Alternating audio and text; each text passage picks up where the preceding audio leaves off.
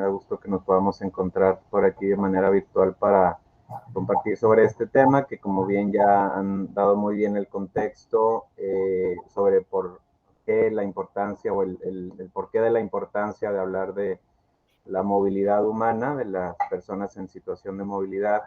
Y yo simplemente quisiera, antes de darle la palabra a Guillermo, un poco poner el contexto y el encuadre de esta llamada, de este encuentro, que surge de un diálogo nacional por la paz que se hace en septiembre pasado en Puebla, organizado o liderado principalmente por los jesuitas, que es como una de las culminaciones de un proceso que inició, por así decirlo, el 20 de junio de 2022 con el lamentable asesinato de los sacerdotes jesuitas en Chihuahua, y que a partir de ahí movió a una no solo reflexión, sino movilización de cómo como sociedad y desde la iglesia podemos dar una respuesta. Entonces la verdad es que fue impresionante lo que se hizo en este último año y medio. Alrededor de 18,000 personas participaron en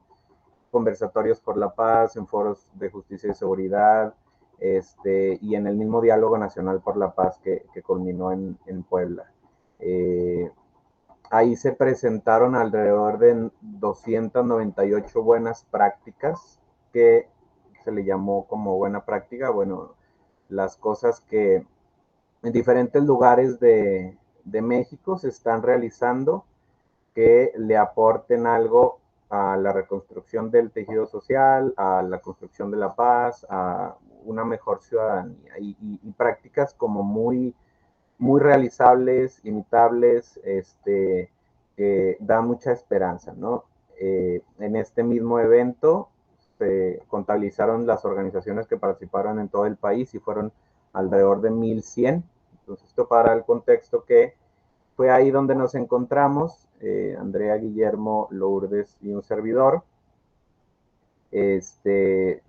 con la idea de poder dar voz a esta situación, y de ahí surgió pues integrarlo al contexto de comunidad segura en esta jornada. Entonces, con mucho gusto vamos a estar compartiendo, y la idea es que ahora empiece a compartir su reflexión Guillermo, luego Andrea, y luego va a haber un momento de preguntas. Entonces, si por ahí van surgiendo preguntas, les pido que las vayan por ahí anotando, porque al final va a haber un tiempo para ello. Entonces, adelante Guillermo, te cedo la palabra y gracias por estar aquí. Muchas gracias, Andrés. Pues muy buenos días a todos y a todas. Para mí es un gran gusto estar acá en esta invitación que nos hace la comunidad lasallista a partir de este proyecto, de esta iniciativa Comunidad Segura. Gracias, Lourdes, gracias, Andrés, por esa oportunidad de abrirnos a pensar y a conspirar en este espacio derivado, como dijo Andrés, del Diálogo Nacional por la Paz. Gracias a la comisionada Raquel por la bienvenida, al hermano Gerardo por las palabras, y pues es un gusto compartir hoy aquí con Andrea el espacio. Entonces, yo preparé una presentación, si me lo permiten, la voy a proyectar.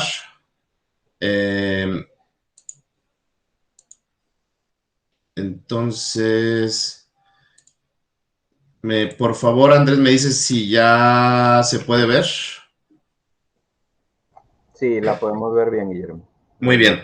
Entonces, y también no me quiero pasar del tiempo, entonces aquí ya tengo listo el asunto. A ver, me parece que ha habido una muy buena introducción a lo que voy a presentar, porque efectivamente el tema de las migraciones internacionales o internas, las movilidades humanas como concepto paraguas, tiende a ser un tema muy espinoso. A pesar de que los migrantes internacionales en el mundo constituyen alrededor del 4% de la población global, los impactos económicos, políticos, sociales de ese 4%, que históricamente ha sido incluso más bajo, 3%, pues son muy importantes y son muy politizados y a veces poco abordados.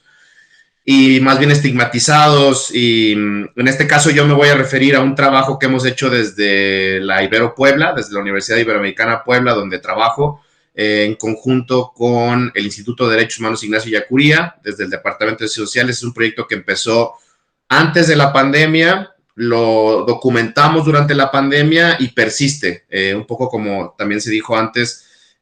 Hoy amanecimos con la noticia de que el INM, el Instituto Nacional de Migración, ya no tiene presupuesto para ejercer y por lo tanto aparentemente ya no va a hacer retornos asistidos en esta política mexicana que lamentablemente se resume en el tema del tránsito irregular migratorio por México en contener, es decir, detener, maltratar y expulsar.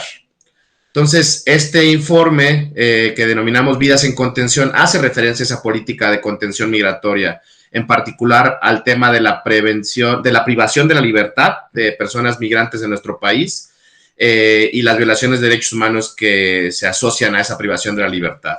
Entonces, comenzar diciendo que este es un trabajo que fue publicado en enero del 2022, pero a pesar de que esa publicación fue en ese año, hemos ido actualizando.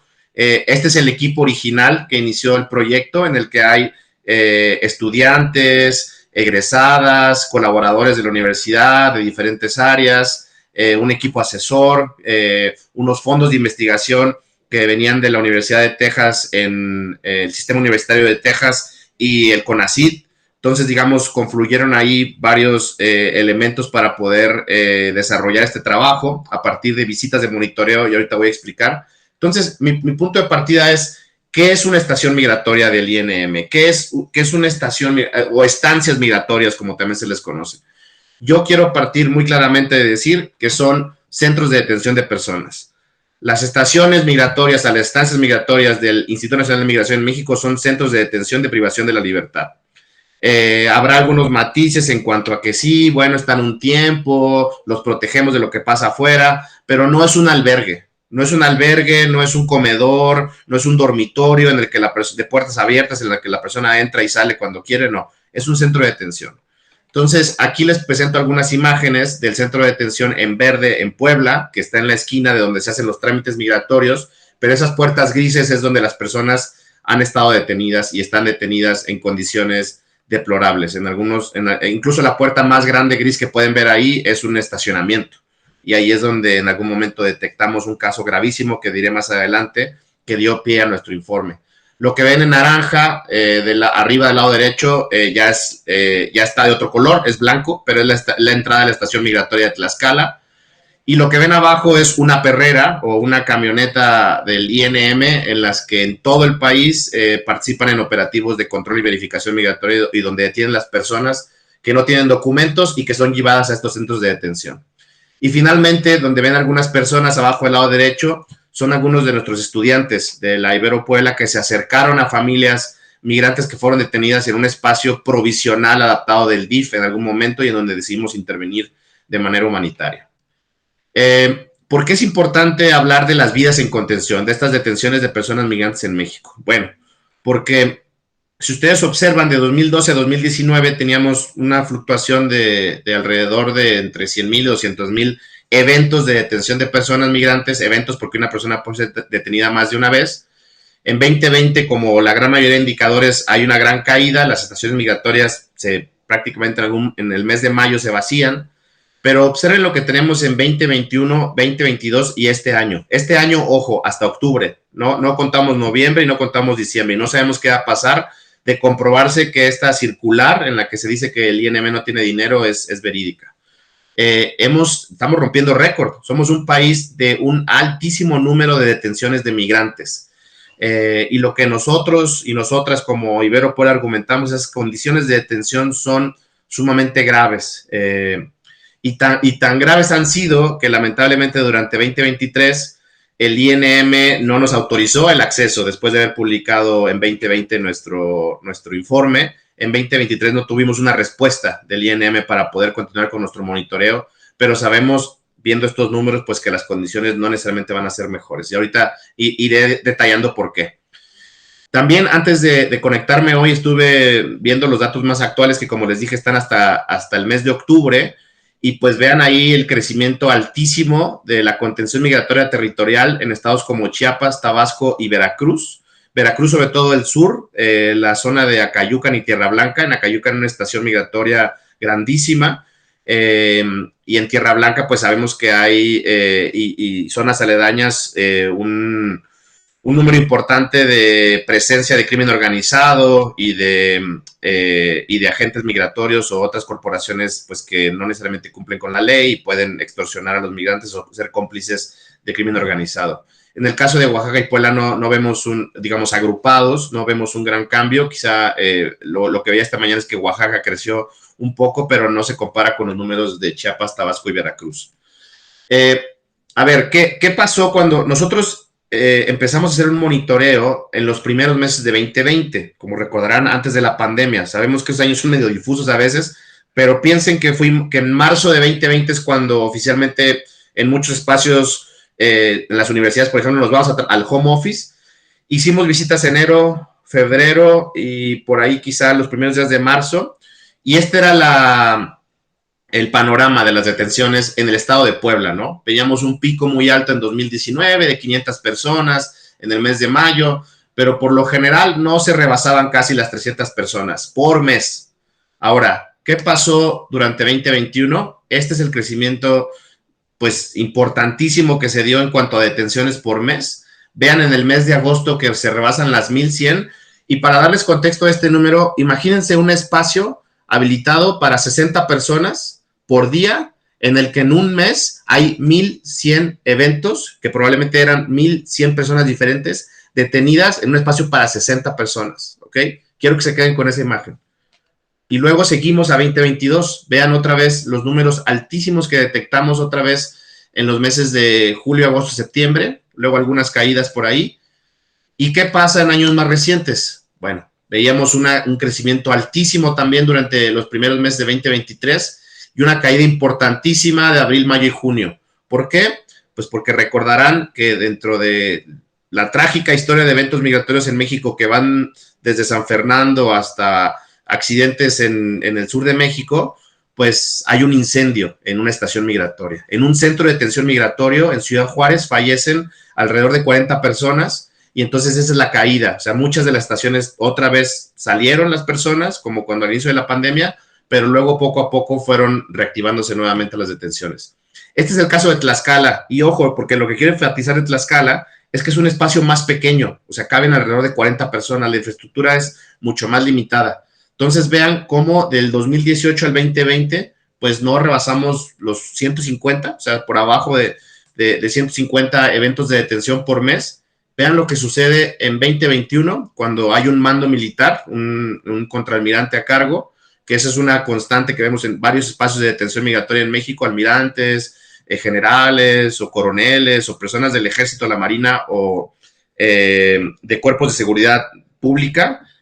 Incluso, como ustedes saben, la Guardia Nacional ha sido ese muro humano mexicano en los últimos años. Entonces, vean lo que sucede en un espacio más reducido en 2021. En 2022 se reduce, hay un cambio también de civil a militar, pero siguen siendo altísimos los números. Y en 2023, que otra vez siguen siendo muy altos comparado con lo que vemos previo a la pandemia e incluso en los primeros meses de la pandemia. Entonces son números sumamente altos. Entonces ya paso a la parte más cualitativa, porque ya les di como el contexto general de números. Este era nuestro equipo de trabajo cuando nosotros ingresábamos a una estación migratoria. Nosotros teníamos un oficio de acceso en el que pedíamos ciertos días, ciertos horarios, ciertas personas para acceder. Íbamos con nuestro oficio, nos presentábamos, nos hacían esperar un rato, ellos lo tenían conocimiento de eso. Es un oficio que se solicita en Ciudad de México y, como dije antes, no nos lo actualizaron para este año. Íbamos con una cartilla de derechos humanos que entregamos a las personas, con nuestro cuestionario, en donde hay un consentimiento informado. No podemos ingresar con ningún tipo de equipo electrónico, no podemos grabar voces, no podemos grabar video. Traíamos nuestro reloj de pulsera para tomar el tiempo y respetar el acceso al oficio, nuestra credencial y nuestras carpetas, ¿no? Para entrar. Entonces, ese es el equipo material físico con el que egresadas, profesoras, profesores, colaboradores de esta universidad íbamos a la estación migratoria en cumplimiento a lo que marca la ley. O sea, no estamos pidiendo nada más que lo que dice la ley en cuanto al monitoreo de Derechos Humanos e Investigación. Entonces, el informe básicamente se sustenta en alrededor de poco más de 60 casos, de enero, marzo 2020, agosto, septiembre 2021. Hicimos una codificación de todos esos datos en 170 variables, en 3 etapas. Nos interesaba mucho la situación de las familias, incluimos personas que no hablaban español, digamos que su primera lengua era otra y entonces nos comunicábamos en inglés, incluso a señas en algún momento con alguna persona del Medio Oriente. Y también pudimos incluir algunas personas, digamos, que viajaban con adultos, ¿no? Solo hubo un par de casos en el que había y de hecho fue el motivo de este informe, una persona menor de edad no acompañada, que todo el mundo nos refería que debíamos hablar con ella y fue como un poco, encontramos ese caso dramático.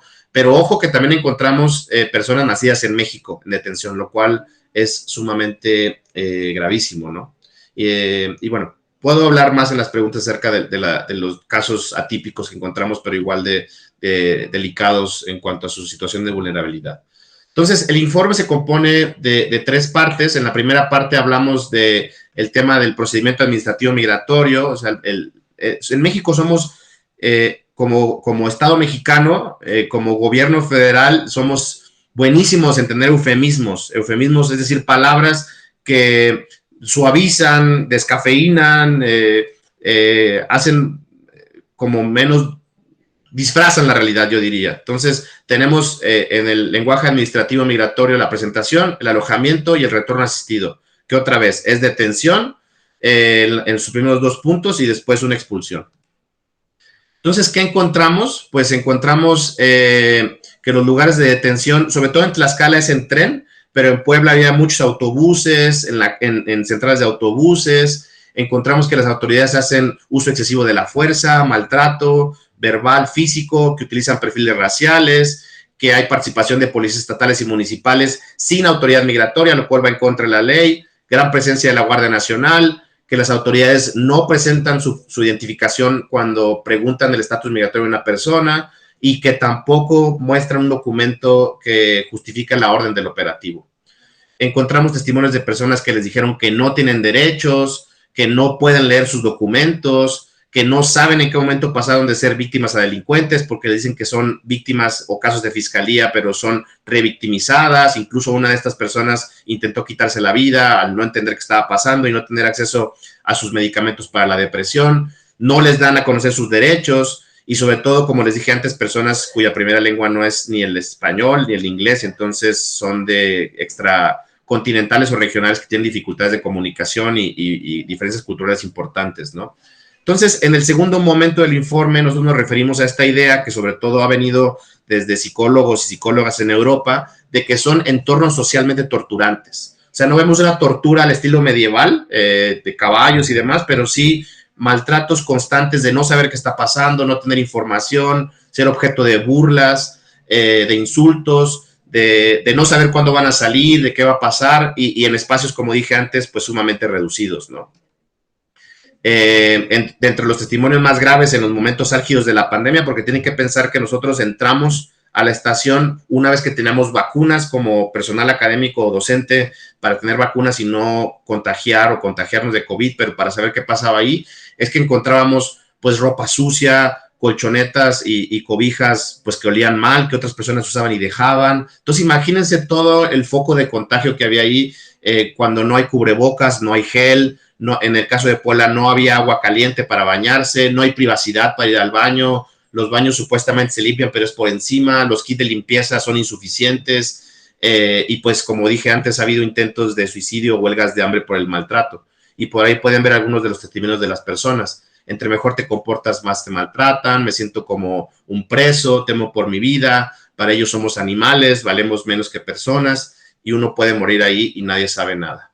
Y también el tema de la corrupción, ¿no? El tema de que venden llamadas telefónicas, las personas están incomunicadas, desaparecidas administrativamente, podríamos decir, sin contacto con sus familiares, no pueden acceder a su celular o les venden el acceso al mismo, a las llamadas, a las cosas de limpieza, a la comida, a los medicamentos, y detectamos algunas organizaciones que se presentaban como defensoras de derechos humanos, pero en realidad cobraban entre 500 y $1,000 por persona para poder tener una representación, que tiene una monopolización dentro de ciertos espacios para poder salir. La calidad de los alimentos generalmente mala, huevo frío, pan duro, muy poquito, en horarios que no correspondían, la gente pensaba que les ponían yodo y que estaba en mal estado en muchas ocasiones. En la parte final del informe, y con esto ya voy a ir cerrando, nos referimos a los perfiles que consideramos son de muy alta vulnerabilidad, como son familias, niñez, mujeres, que de acuerdo a la ley pues deberían tener mucha protección, deberían ser canalizados, esa es otra palabra que ahora se utiliza en el lenguaje administrativo migratorio al DIF o espacios del DIF, y el caso que detonó este informe fue el de una niña centroamericana de alrededor de 12 años, que no estaba acompañada por nadie, que llevaba 2 meses, 6 días detenida en el estacionamiento que les mostré al inicio, que llevaba 6 días sin bañarse y que toda la gente en condiciones muy terribles nos decía, es que tienes que hablar con la niña, tienes que saber qué pasa con la niña. La niña aparentemente era objeto de abuso por parte de su padre estaba detenido en ese espacio pero separado, y al no saber muy claramente qué tipo de abuso era, pues no había comunicación entre ellos y pues evidentemente no había comunicación de ellos hacia afuera, ¿no? Pero entre los otros casos muy preocupantes que encontramos son casos de mujeres embarazadas en Tlaxcala, que no tenían acceso a consultas mínimas médicas en condiciones de hacinamiento, que temían tomar agua durante la noche porque no tenían acceso a un baño por horas, y pues imagínense el drama de una mujer embarazada en detención en una, a lo mejor no una celda formal, pero sí una oficina cerradas con llave, ¿no? Encontramos también pues casos de personas menores de 18 años, de bebés viajando con madres, de relaciones, digamos, familiares no necesariamente tradicionales, en las que va el tío, el abuelo, el sobrino, familias que viajaban en grupos con varias horas sin comer, sin acceso a agua, sin acceso a pañales, alimento especial para sus bebés. Este es el caso de unos afrodescendientes que fueron bajados del autobús por ser los únicos negritos en el autobús, a pesar de que tenían familia en México. La autoridad lo que hace es pocas veces poner primero la regularización y más bien detener y expulsar. Entonces aquí es una persona que fue detenida vendiendo comida en la calle en Jalisco, llegó a Puebla y fue enviada a Honduras, y a pesar de tener vínculos familiares, por ejemplo en Ciudad de México, alguien más, y temer por su vida en su país debido a las pandillas o amenazas, pues son enviados a sus países de origen. Estos son testimonios de mujeres en grupos focales también que desarrollamos en condiciones constantes de vigilancia, ¿no? Imagínense hacer estas conversaciones con algunas veces los agentes de migración siguiéndonos, las cámaras y todo.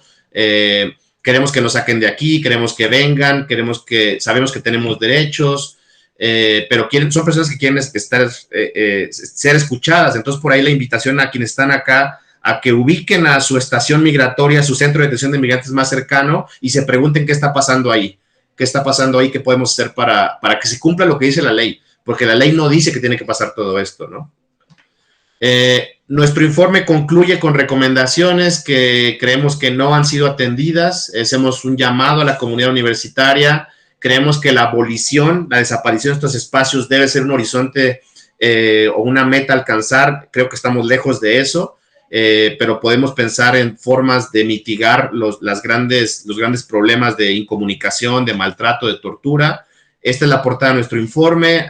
Somos parte de otro colectivo que está por sacar otro informe en contra de la detención y la tortura, un colectivo sobre todo con organizaciones del sur de México, porque queremos evitar lo que pasó en Juárez, que esta es una foto que tomamos a las semanas del accidente, como pueden ver ahí, bueno, no un accidente, es una tragedia, pero provocada por malas prácticas políticas. O sea, en México, más que una crisis de migraciones, tenemos una crisis de políticas migratorias por una visión inhumana, muy alejada del discurso. Entonces, queremos seguir pensando en alternativas a la detención, a la abolición de estos espacios, organizarnos como resistencia, construir esperanza juntos y juntas con ustedes. Esta es una foto de la última asamblea de la Red Jesuita con Migrantes Centroamérica y Norteamérica, y creemos que desde nuestros diferentes saberes, con ustedes como comunidad lasallista, nosotros y nosotras como comunidad jesuita y otras comunidades más, incluso laicas y de todo tipo, podemos aspirar a cambiar estas condiciones materiales, físicas, violentas, de políticas, y apuntar a la construcción permanente de la paz y proteger la dignidad de las personas en tránsito. y no hacemos otra cosa, si bien no quieren hacer caso a la legislación mexicana, las autoridades, pues hacemos un llamado ahora sí que a la encíclica papal, ¿no? En cuanto a ofrecer un alojamiento adecuado y decoroso a aquellas personas que están en contexto de movilidad forzada, ¿no? Y bueno, sin más, aquí dejo mis datos, me dará mucho gusto dialogar, escuchar sus reacciones, preguntas, comentarios, y muchas gracias. Muchas gracias, Guillermo. Sin duda nos has dado un panorama bastante claro que nos mueve, nos toca el corazón, que nos da datos, información, números e historias reales de personas, de hermanos y hermanas nuestras que, como en tu estudio mencionas, fueron realizados en Puebla y Tlaxcala, pero que bien nos pueden servir para darnos una idea de cómo es el contexto y la situación migratoria en general, ¿no? La cultura migratoria de la política y del gobierno y de la autoridad es más o menos así. Entonces, un poco tú ya nos diste una pista sobre la inquietud de que esto no se trata solo de tener información o de conocer esto, sino bueno, ¿qué podemos hacer? Y ya tú nos invitaste a visitar o primero a saber, a conocer dónde está la estación migratoria más cercana a donde vivimos y ver qué podemos hacer, ¿no? Y en torno a ello, pues otros lugares, organizaciones o albergues que trabajan de una forma más humanitaria que a través de ellos podemos colaborar, ¿no? Tú nos diste un contexto nacional aplicado en dos localidades de nuestro país y Andrea nos va a hablar ahora del papel o del rol de las mujeres mexicanas, pero ahora a nivel internacional. ¿Cuál es este papel de las mujeres que migran a otros lados? Entonces, Andrea, te cedo la palabra. Muchas gracias por estar aquí. Te escuchamos. Muchas gracias y bueno, primero pues también agradecer la invitación, la organización y el trabajo de Guillermo, que creo que tocó muchos puntos importantes y que algunos se pueden también relacionar con la presentación que traigo el día de hoy.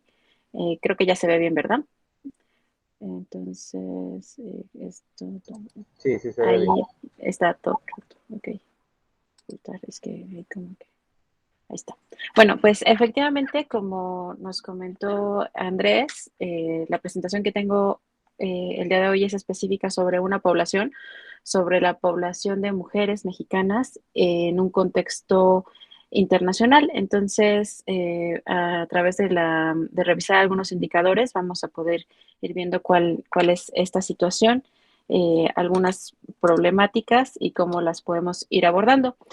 Yo me voy a regresar, yo creo que un poquitito, como para dar un contexto general y poder enmarcar hacia dónde viene o de dónde viene la importancia de estudiar como de estudiar y de hacer intervenciones en esta población específica de mujeres migrantes. También hablar un poco de la relación de género, migración y acceso a derechos y bueno, unos comentarios. Este es el orden de la presentación. Entonces, para dar un contexto general, también para aquellas personas que a lo mejor no están tan familiarizadas con la historia, con los procesos estructurales que han sucedido en un largo tiempo, ¿no? En más de 100 años en la historia de México y Estados Unidos, y que también derivada de esta gran historia es que nos enfrentamos en la actualidad a problemáticas como la que nos plantea Guillermo, donde las instituciones no están preparadas y no atienden de manera correcta y con dignidad a las personas que van en tránsito en nuestro territorio y tampoco a las personas mexicanas, ¿no? Como nos comentaba, hay personas que inclusive están en detención y que son mexicanas y entonces están violando sus derechos, ¿no? Aquí puse un punteo general sobre algunas de las etapas más remarcables o más importantes, podemos decir, del sistema migratorio entre México y Estados Unidos, donde tenemos el programa Bracero, que seguramente muchas y muchos de ustedes han podido escuchar, leer, tener alguna referencia, inclusive familiar, ¿no? También después de este programa que se dio al terminar la Segunda Guerra Mundial, viene un incremento en la migración irregular, esto derivado también por la creación de redes entre ambos países. En Estados Unidos se hace un proceso de amnistía y de regularización a mediados de los 80 y después empieza un proceso bastante circular de migración entre México y Estados Unidos. Hay inclusive como muchas, muchos trabajos que documentan este paso entre la frontera que no tenía mayor problema más que ir pasando y caminando por los puentes internacionales y regresar, etcétera. Sin embargo, cuando da inicio este siglo, el siglo XXI, pues empezamos con un cambio radical en la política de Estados Unidos, en el control fronterizo, que deriva de los ataques del 11 de septiembre, lo cual hace o incentiva toda una política de criminalización hacia los migrantes, de control excesivo, de no respeto a derechos, ¿no? Allí es donde se empieza, entonces llevamos pues ya bastantes años con esto. También en el lado mexicano vemos que hay un retorno agudo en el 2010, esto lo pudimos medir con el censo, y que es también sensible a la crisis económica que se da en el 2008 a nivel mundial. Después vemos también, hemos visto en los últimos años, pues este incremento en los datos de deportaciones, que las deportaciones siempre han existido, siempre han tenido una cantidad importante, solo que esta tenía la característica de situarse al interior de Estados Unidos, ¿no? Ya no solo en la frontera, sino también de entidades de estados, de estados al interior de Estados Unidos, de ahí se expulsaban personas. Vemos también que en la administración de Trump hay un discurso muy fuerte de criminalización, sobre todo hacia migrantes mexicanos, centroamericanos, sudamericanos, ¿no? Y que podemos ver que hay también estructuralmente una nueva configuración que, como bien dice Guillermo, se han usado muchos eufemismos, ¿no? No se habla abiertamente de esto a un nivel institucional. Sin embargo, se ha usado a México, a todo el territorio mexicano, como una frontera vertical, ¿no? Estamos siendo parte de este juego donde está los centros de detención, ¿no? del INM juegan este papel de detención y de expulsión de personas y también en condiciones que son muy lastimosas para las personas y que vulneran sus derechos en muchas formas, ¿no? También otro hecho, ¿no? Que también explica mucho de lo que estamos viendo actualmente es que tras el inicio de la pandemia se instaura el título 42 que terminó en mayo de este año, sin embargo, que promovía la expulsión inmediata de los Estados Unidos. Entonces, si bien había un acuerdo internacional donde Estados Unidos tiene que ir trabajando sobre las solicitudes de refugio en su territorio, esto lo bloquea y hace que las expulsiones sean inmediatas sin un proceso. Entonces, usan pues el pretexto de la pandemia para mover esta acción que duró pues 3 años, ¿no? Entonces apenas está terminando y sin embargo las repercusiones pues son muchas y están a lo largo del territorio de México, ¿no? Estas etapas o grandes etapas que podemos dibujar aquí, también quisiera enfatizar que tienen características distintas en la intensidad y del número de personas que pasaron como en cada una de las etapas y también en la composición del flujo, el flujo entendido como este conjunto de personas, ¿no? Donde hay Yo creo que una fotografía como muy grabada que tenemos del programa Bracero es que es principalmente masculino, que son hombres jóvenes de áreas rurales, etcétera. Sin embargo, esto no es la constante en las otras etapas, ¿no? Hay etapas donde están, pues, también la presencia de muchas mujeres, de muchas niñas y adolescentes, ¿no? También intentando cruzar México y intentando cruzar la frontera de Estados Unidos. Ahora bien, para entender un poco más del papel de las mujeres y de la migración, quisiera mostrarles estas pirámides de población que son de población mexicana en Estados Unidos por generación, ¿no? Esto para ver que las pirámides de población, de un lado están los hombres, de un lado están las mujeres, ¿no? Las barritas verdes son mujeres, las cafecitas son hombres, y lo que encontramos es que está bastante paritario, ¿no? Están equilibradas las barritas de ambos lados. Si vemos entre generaciones, pues la primera generación, que son las personas que cruzan, ¿no? Por primera vez a Estados Unidos y se quedan allá a vivir un tiempo determinado. Lo que podemos encontrar con estadísticas de Estados Unidos es que en la actualidad, en el 2022, pues son personas que se sitúan entre los 42, 43 años, ¿no?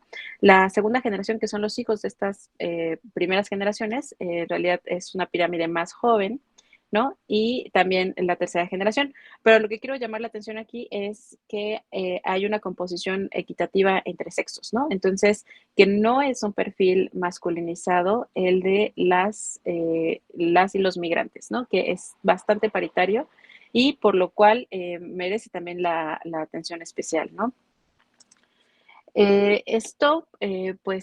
Como les decía, hay un perfil paritario en las migrantes y los migrantes mexicanos en Estados Unidos, pero también en todo el mundo. Muchas veces tenemos estas impresiones sobre que las personas que migran son mayoritariamente hombres, jóvenes, etcétera. Y esto cuando vemos datos de los lugares de llegada de las personas migrantes, vemos que su composición es bastante 50-50, ¿no? Entonces, esto es importante como mencionarlo, decirlo, exhibirlo, ¿no? Porque parece que también muchas de las políticas de migración se hacen pensando en un perfil de el migrante, ¿no? Y no se toma en cuenta a las infancias, a las y los adolescentes, a las mujeres, ¿no? También hay otros estudios, ¿no? Un trabajo que realicé en conjunto con mi colega Mauricio Rodríguez en 2016. Allí estudiamos la diferencia entre los medios que utilizan las mujeres y los hombres para el cruce fronterizo, ¿no? Y vimos que hay diferentes situaciones, ¿no? Que si bien las mujeres utilizan documentos falsos y los hombres tienden a no utilizar documentos falsos, sino a cruzar por ríos, por el desierto, ¿no? Y también allí hay diferencias, ¿no? Los hombres cruzan por algunas rutas, las mujeres por otras, etcétera, pero aunque tienen características diferentes, en términos de volumen es muy importante de destacar.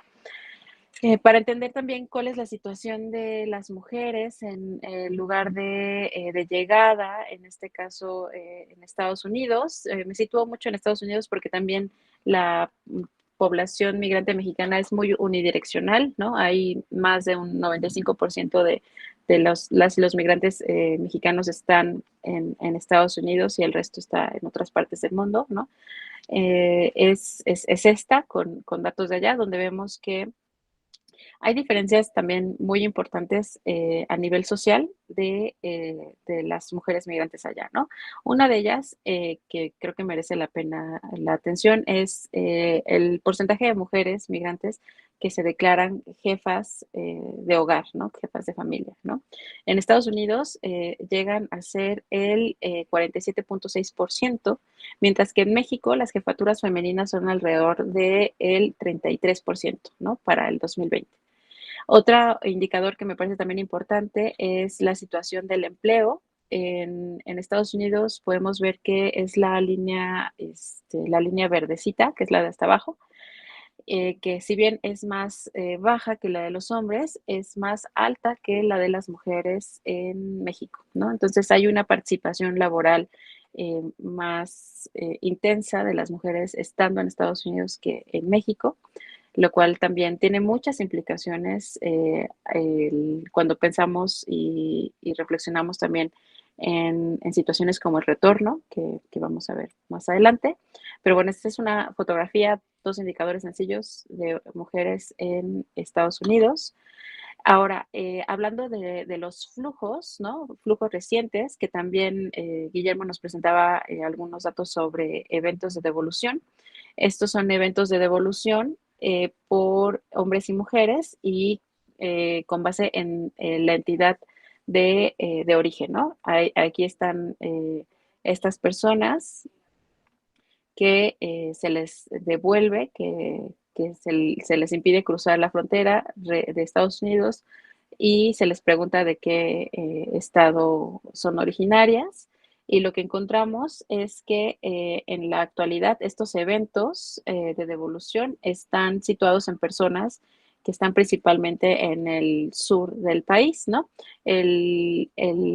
Solo 5 entidades, Oaxaca, Guerrero, Chiapas, Puebla y Veracruz, acumulan entre las mujeres el 60.8% de los eventos de devolución, ¿no? Entonces, podemos decir que estos son entidades que tienen una expulsión bastante importante y que en el caso de las mujeres de Oaxaca, Oaxaca tiene el 15.5%. En el caso de los hombres, aunque está en la misma región, tiene una localización un tanto distinta, ¿no? Donde Chiapas es el que tiene el mayor porcentaje con 11.6%, y que de estas 5 entidades se registra el 44.4% de los eventos de hombres, ¿no? Entonces, digamos que está más disperso también en los lugares de origen de donde migran los hombres que las mujeres, ¿no? Parece que el de las mujeres está más concentrado en estas 5 entidades, ¿no? O sea, pensemos que el restante 40% se distribuye entre las otras 27 entidades del país. Y para hablar también de retorno, de este proceso de migración, aquí hemos encontrado varias cosas. Como les comenté al inicio de la presentación, en el quinquenio 2005-2010 es cuando se puede dar cuenta de un retorno agudo con más de 1 millón de personas que retornaban en ese quinquenio. Y este ha venido disminuyendo si seguimos utilizando un instrumento que es equiparable, que es el censo. Con el censo de 2020 se identifica que entre el 2015 y 2020 hubo un retorno desde Estados Unidos de 294.203 personas, ¿no? También hay retorno de otras entidades, ¿no? Donde hay mexicanos, mexicanas.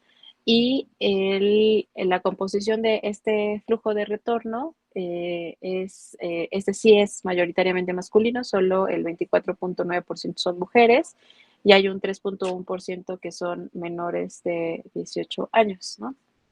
Entonces, estas son algunas cifras para enmarcar estos 3 procesos de stock, de cuáles son las características de las mujeres en Estados Unidos, cuáles son algunas, en realidad es un dato, ¿no? Del flujo de mujeres y también del retorno, ¿no? Estas características.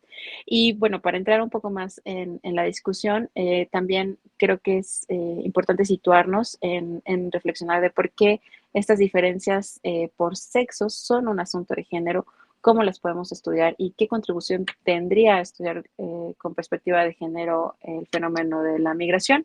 Y aquí quisiera presentar este enfoque de interseccionalidad que lo ha trabajado la académica Kimberly Crenshaw, que ella nos habla de esta situación donde las identidades sociales se superponen, ¿no? Una persona, no es lo mismo ser una mujer de la Ciudad de México que una mujer oaxaqueña, ¿no? Y sus posibilidades, si bien las dos son mujeres, tienen diferentes características en acceso a salud, educación, empleo, a actividades recreativas también, ¿no?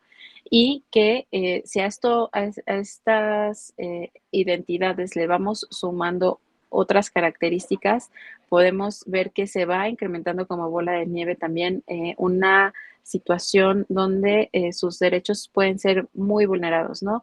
Las personas que, por ejemplo, ser mujer, ser indígena, bueno, hablar una lengua indígena también, ser migrante, es algo que va acumulando una situación desfavorable, no por el hecho de serlo, sino por cómo están constituidas las instituciones, ¿no?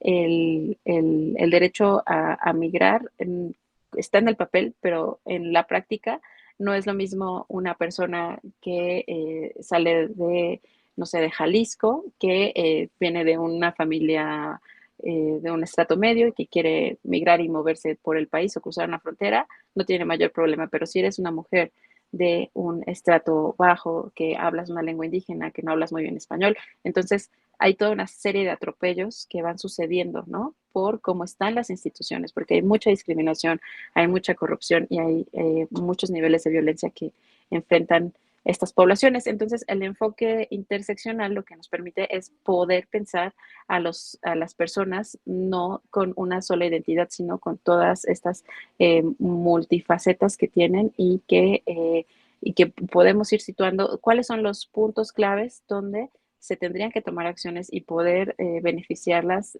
para que tengan esta protección de derechos.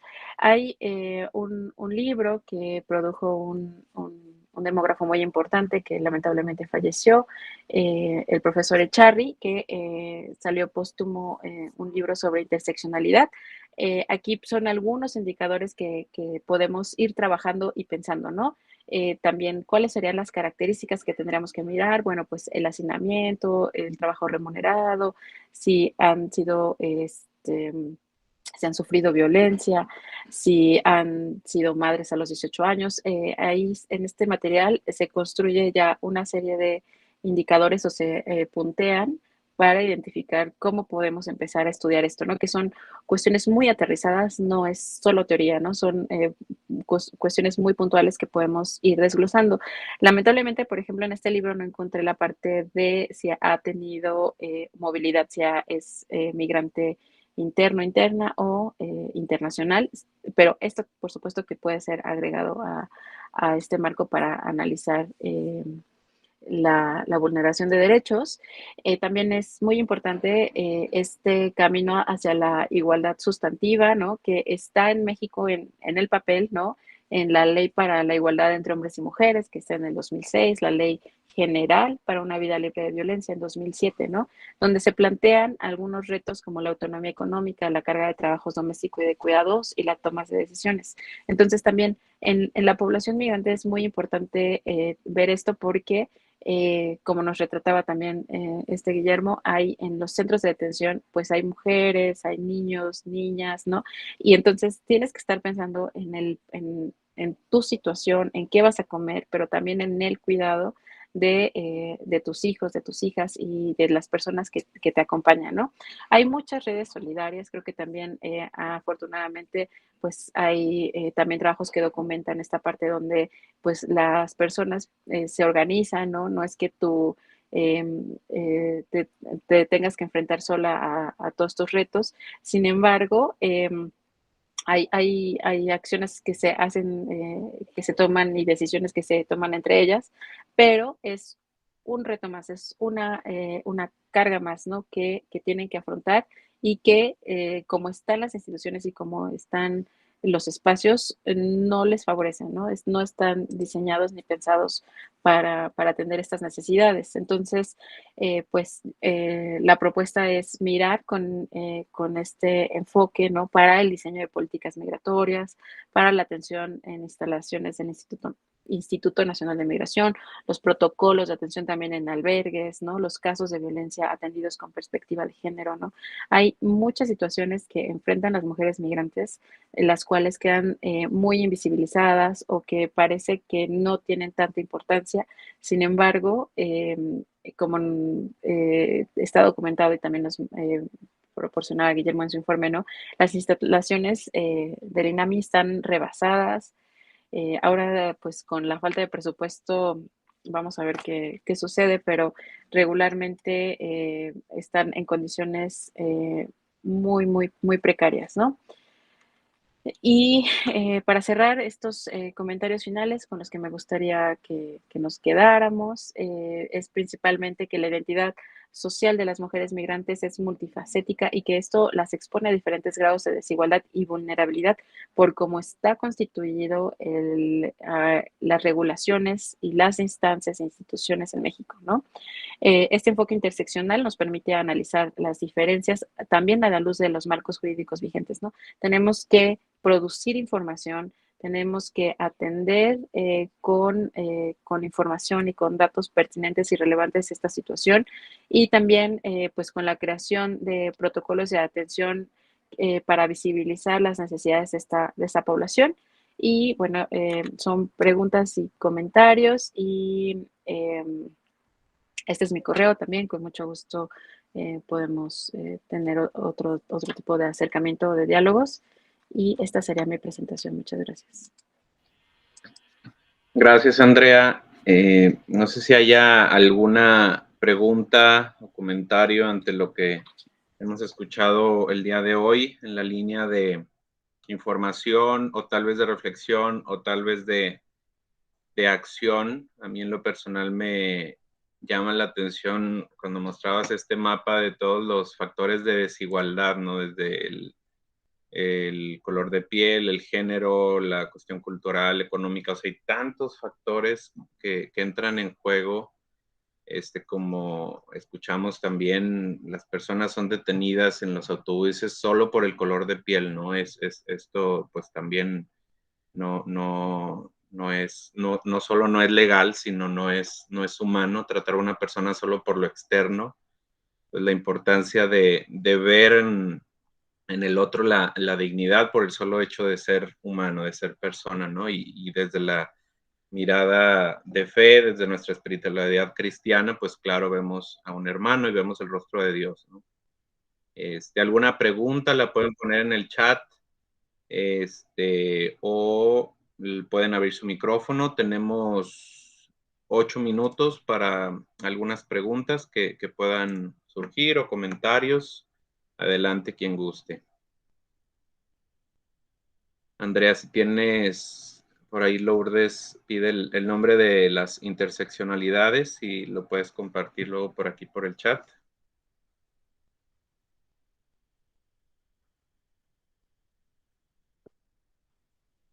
Adelante, Guillermo. Sí, gracias, Andrés. Simplemente agregar algo muy cortito que tú mencionaste al final de mi intervención, que así como deberíamos sentirnos avergonzados y avergonzadas por el trato tan cruel, tan terrible que se les da a las personas migrantes en tránsito por México, sobre todo Centroamérica, pero como expliqué, de otros países, incluso en años recientes, muchas personas que vinieron huyendo de conflictos políticos, por ejemplo, en Nicaragua, Venezuela, Colombia. Así como está esa cara de la moneda que tenemos que buscar transformar y cambiar, señalar y demás, sí es también de destacar, Andrés, y tú lo has visto y lo conoces de primera mano y seguramente habrá otras personas acá, pues que México, en cuanto a los albergues, comedores, dormitorios, espacios de apoyo, ayuda humanitaria a nivel nacional, pues es un orgullo de nuestro país que haya gente que con muy poco hace mucho, en un contexto bien duro de políticas, de racismo, de discriminación socioeconómica, etcétera. Tanto también un poco con los grupos de los que nos hablaba Andrea, ¿no? Con las personas en retorno forzado, yo diría, o más o menos forzado por deportación, por retorno asistido, demás. La sociedad civil en México, en cuanto al apoyo humanitario, sí es algo que tenemos que valorar, reconocer y apoyar. Entonces, sí, por un lado, identificar los focos rojos, que yo diría son las estaciones, los centros de detención migratoria, los operativos de verificación migratoria, la falta de protocolos, todo esto, pero también ubicar los oasis, ¿no? Los espacios, los talleres de reconstrucción humana, que son los albergues, comedores, casas para migrantes de nuestro país. Entonces también ahí vale la pena acercarse, no llevar cualquier cosa, no llevar lo que me sobra, los zapatos que ya no me quedan, el arroz que no me gustó y compré por error, sino acercarse y preguntar qué se necesita, o sea, qué hace falta acá. No, pues que tal talla de pantalones, no, pues que tal aceite o que tal cosa. Y no solo llevar, sino involucrarnos porque así como creo que se deben abolir los centros de detención migratoria, y eso es una afirmación muy dura y muy fuerte que hace unos años a lo mejor hubiera matizado más, yo creo que se tienen que abolir. Yo creo que tenemos que apoyar y fortalecer la ayuda humanitaria en nuestro país a partir de los albergues, casas, comedores, dormitorios, etcétera. Eso, gracias. Gracias, Guillermo. Gracias por tu apunte. Si bien la situación, digo, y estamos ahora enfatizando la cuestión migratoria, pero analizamos nuestra realidad no solo mexicana, sino latinoamericana y global en muchos sentidos, pues hay muchas cosas por qué preocuparnos probablemente, pero también hay muchos signos de esperanza, ¿no? Entonces siempre es bueno no perder este doble foco, es analizar la realidad de lo que no nos gusta para, desde el aporte de lo que somos y podemos hacer, seguir construyendo y aportando a lo que ya se está haciendo bien también, ¿no? ¿Alguien que quiera hacer alguna pregunta, algún comentario antes de ir cerrando? Ya vamos a ir cerrando, entonces 1 o 2 personas que quieran preguntar o comentar algo.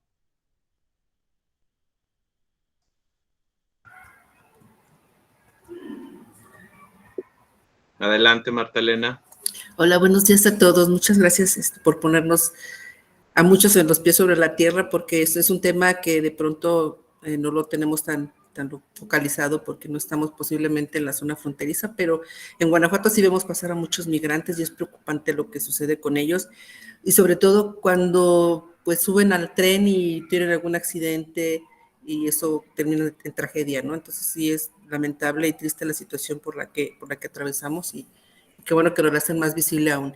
Y mi pregunta es, ¿y qué va a pasar ahora con estas gentes que tienen que regresar, bueno, al país o a México y ya no hay por recurso financiero? ¿Qué va a pasar? ¿O qué estaríamos esperando que sucediera si no hay la forma de que retornen al país? Guillermo, adelante. Gracias, Marta Elena, por señalar este punto.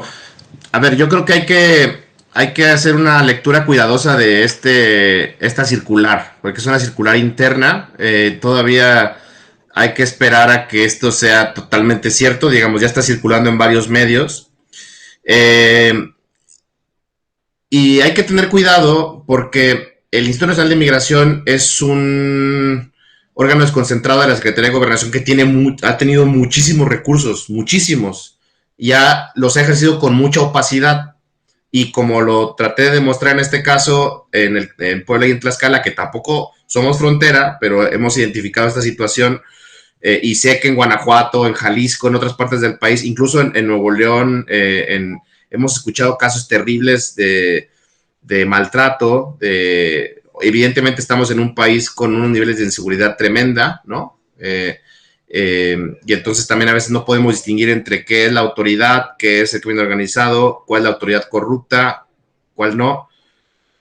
Entonces hay que tomar tiempo para saber qué va a pasar porque a final de cuentas lo que ha hecho también la autoridad migratoria es que emite unas cosas que se llaman oficios de salida en el proceso administrativo migratorio. Eso quiere decir que si tú, Marta Elena, eres de Honduras, vienes huyendo de las pandillas, no tienes documentos y vas hacia Texas, pero digamos ahora no te pueden mandar a Honduras porque no hay presupuesto aparentemente, te da un oficio que dice que tienes que abandonar el país.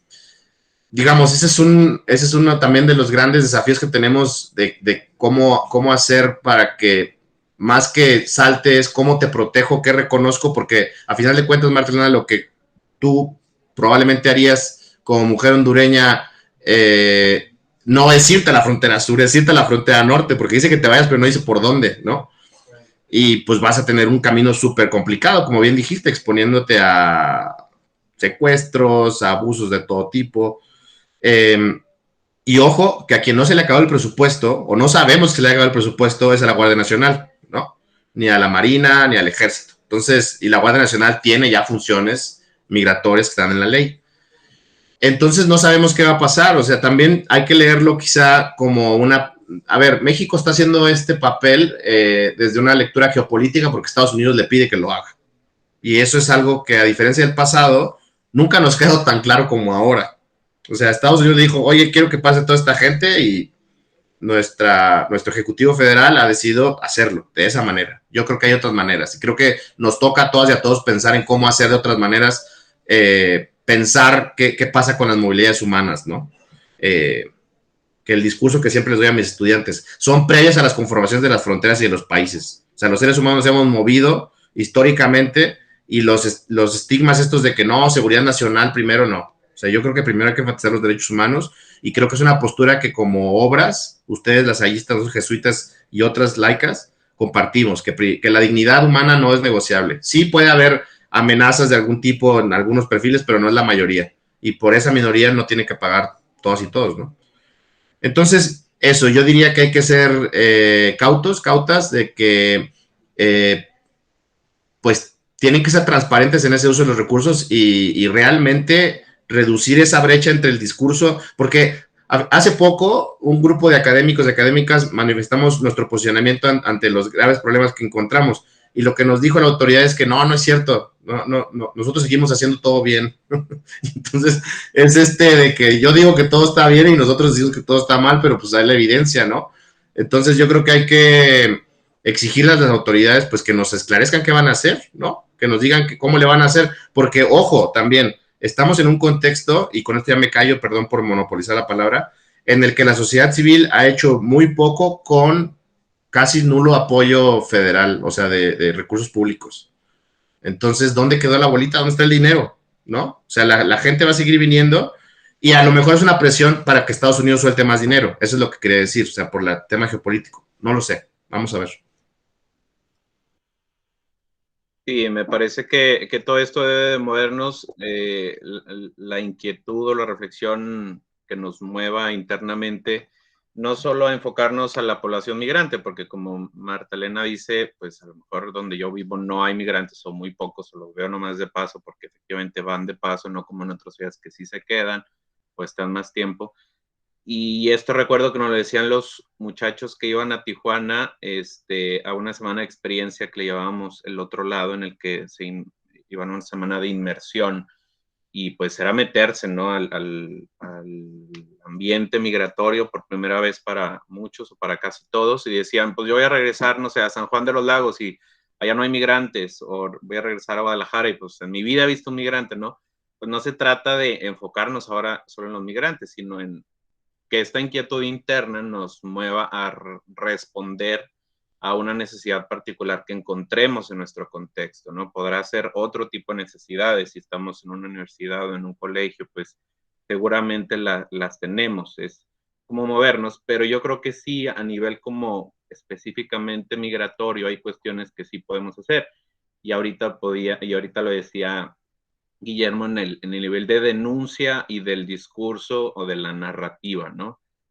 No sé si ustedes sabían, pero el año pasado, en el 2022, saliendo de la pandemia, se rompió récord en nuestro país de la recepción de remesas, es decir, de los dólares que envían los paisanos de Estados Unidos a México.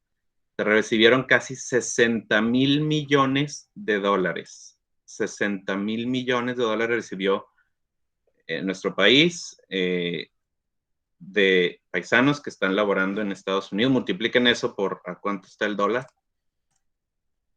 Ahora compárenlo con el presupuesto que como decía Guillermo, tiene el INM, bueno, que se presupuestó para el 2023, fueron menos de 1.800 millones de pesos.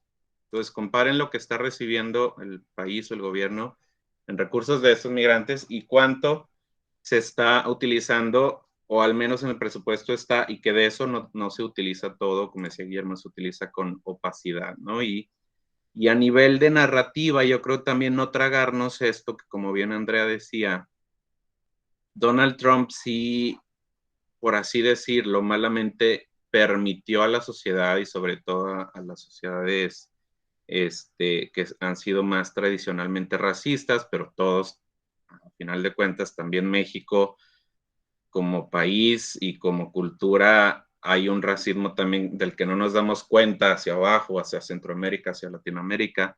Pero Donald Trump como que abrió este discurso en el que ya criminalizar a los migrantes se volvió normal, ¿no? Decirles son terroristas, traen drogas, y lo decía abiertamente, y de repente se normalizó algo que antes no nos permitíamos decir. Entonces esto es importante tenerlo en cuenta y estar atentos para no caer en este mismo discurso y denunciar cuando vemos en estos titulares oleadas de migrantes que llegan a invadir nuestro país. Pues no es así, o sea, son ciudadanos, seres humanos, muchos de ellos mexicanos que están huyendo de la violencia. Eso es muy diferente, ¿no? En el discurso. Entonces, sí hay cosas que podemos hacer mientras damos respuesta a otras cosas como más específicas, ¿no? Andrea, adelante, última intervención y luego ya cerramos con Lourdes.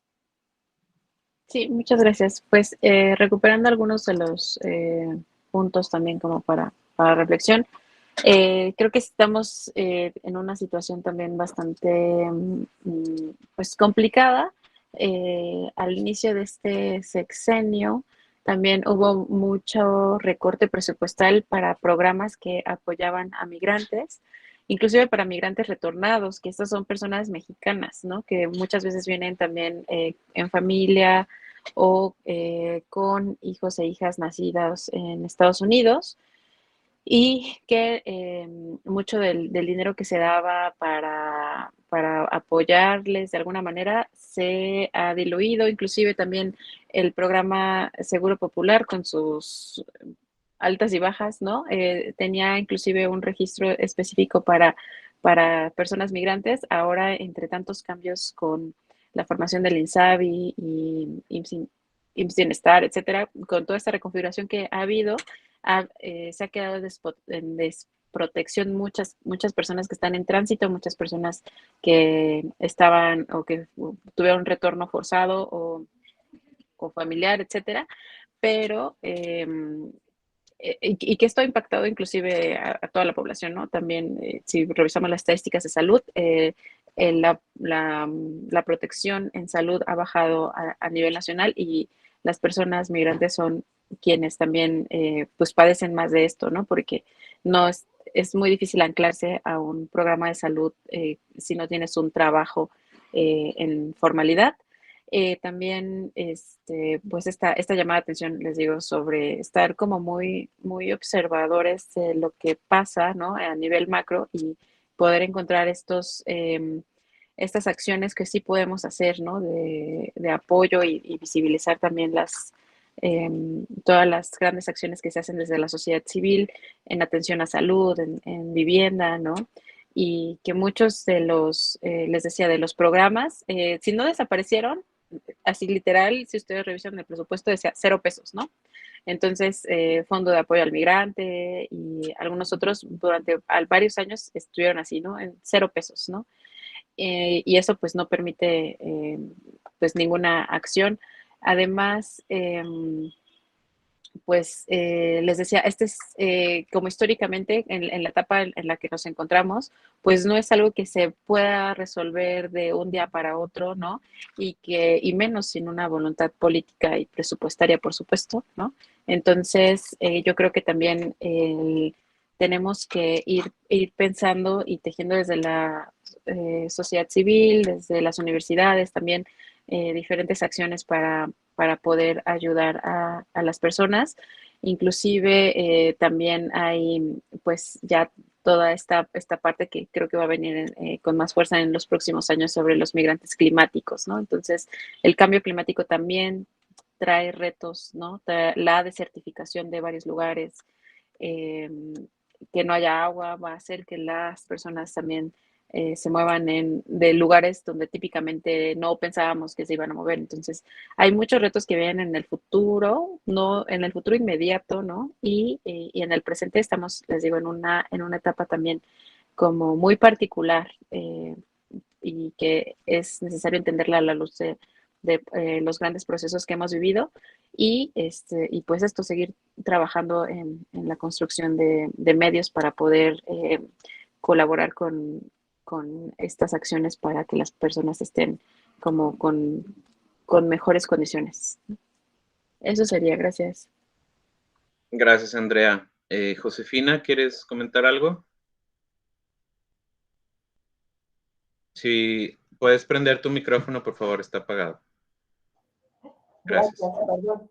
En el caso de fallecimientos de los migrantes, pues por falta de recursos, ¿a quién le corresponderían los gastos? Y si sí hacen los gastos de la persona, de traslado, todo eso ¿quién lo cubre? ¿O a quién le corresponde? Guillermo. Sí, es una muy buena pregunta, Josefina, que me remite a mi primer trabajo de investigación de posgrado, que es mi maestría. Entre 2006 y 2008, yo escribí una tesis que se llama De la repatriación de cadáveres al voto extraterritorial, política de migración y gobiernos estatales en el centro occidente de México. ¿Por qué digo eso?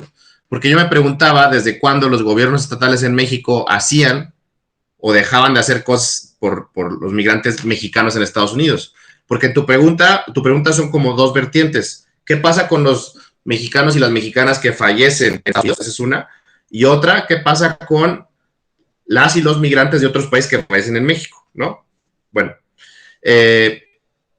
la repatriación de cadáveres ha sido una de las primeras acciones que los gobiernos estatales en México, junto con el gobierno federal, desde la Cancillería, desde Relaciones Exteriores, colaboraban para hacer, y fue una demanda de exbraceros, como decía un poco Andrea, y de personas funcionarias sensibles al tema. Entonces, eso se ha convertido en una industria impresionante, se ha sofisticado, pero en pocas palabras, el gobierno federal y los gobiernos estatales generalmente pueden apoyar con los gastos. Obviamente dependen del tipo de persona extranjera, migrante, o sea, no es lo mismo cuando fallece, por decir trágicamente, un estudiante internacional que se va con un visado y demás a un campamento, que tiene un seguro y demás, y también incluso a veces interviene el consulado, bueno, más bien siempre interviene el consulado mexicano, y las compañías y las familias para ver en qué condiciones ocurre eso. No es lo mismo cuando fallece, por ejemplo, alguien de una comunidad indígena cruzando el desierto en Arizona, ¿no? Ya que encuentren su cuerpo, va a empezar, ¿no? Y de qué estado sea y demás. Entonces, en pocas palabras, los gobiernos estatales y federales en México, junto con las familias, y cuando las familias no tienen recursos, pues buscan entre sus redes, algunas organizaciones de buena fe, iglesias y demás apoyan. En el caso de Centroamérica, es más o menos similar. O sea, los consulados de cada país, dependiendo de hecho, hace poco tuvimos el caso muy, muy delicado de una mujer de Sudamérica que indocumentada o el estatus no estaba muy claro, que viajaba en un autobús con su familia y de repente fallece, ¿no?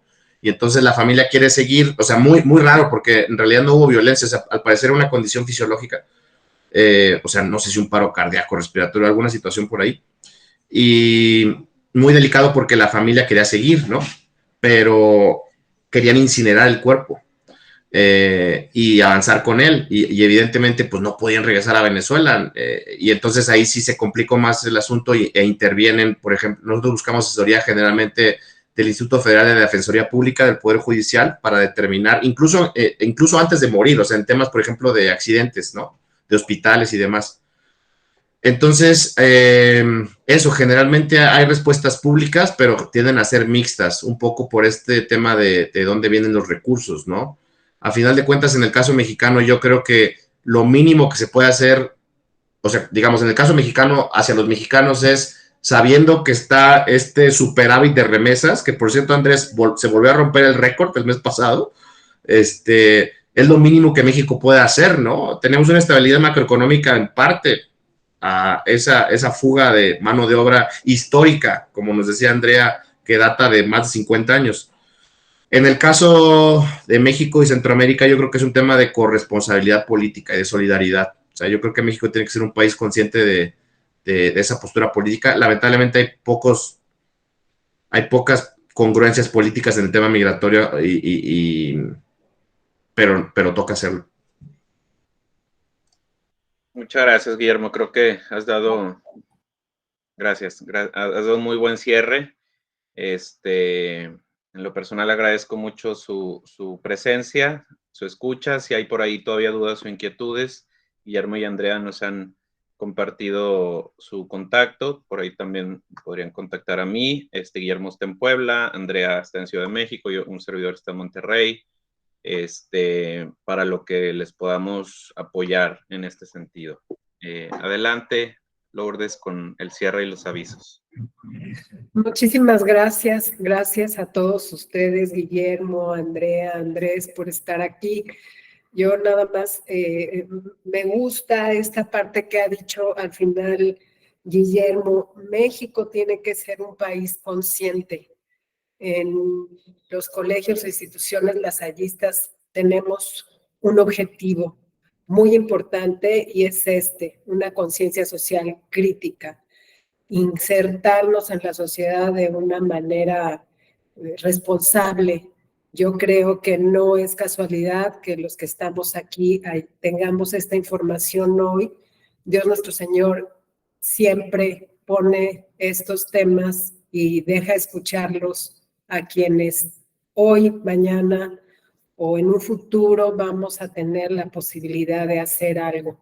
Nada es casual y yo creo que la conciencia y congruencia con compromiso, compasión y solidaridad, como acaba de poner Guillermo en nuestro chat, es un trabajo indispensable.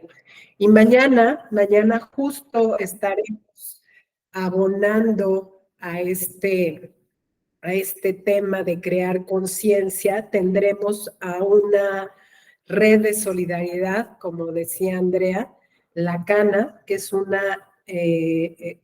son unas chicas que formaron esta organización que ha logrado hacer mucho trabajo por las mujeres en estado de reclusión en los centros penitenciarios de la Ciudad de México y el Estado de México. Vamos a platicar de este tema y cómo son tratadas, desde luego también sin perspectiva de género y de esta necesidad de involucrarnos, porque mañana nos van a contar que pues, nadie está exento de caer en una situación por alguna situación de hacer un delito hasta imprudencial y podemos siempre ser parte de este sistema penitenciario en el que se vive de una manera terrible. Si ustedes no disponen otra cosa, vamos a dar por terminado y agradecemos mucho en el Secretariado para la Asociación y Misión Educativa Lasallista la participación de la Ibero Puebla, de USA México, del maestro Andrés, especialista en el tema de migración también, de Andrea, y pues gracias hermano Gerardo Isaac Martínez, que aquí está con nosotros, estuvo toda la sesión y pues seguramente vamos a seguir en el tema de migración, creando conciencia. Muy buenos días. Muchas gracias, buen día, hasta luego, estamos en contacto. Gracias, buen día. Muchas gracias. Hasta luego. Un abrazo a todos. Gracias, buen día. Gracias, Lu. Buenos días.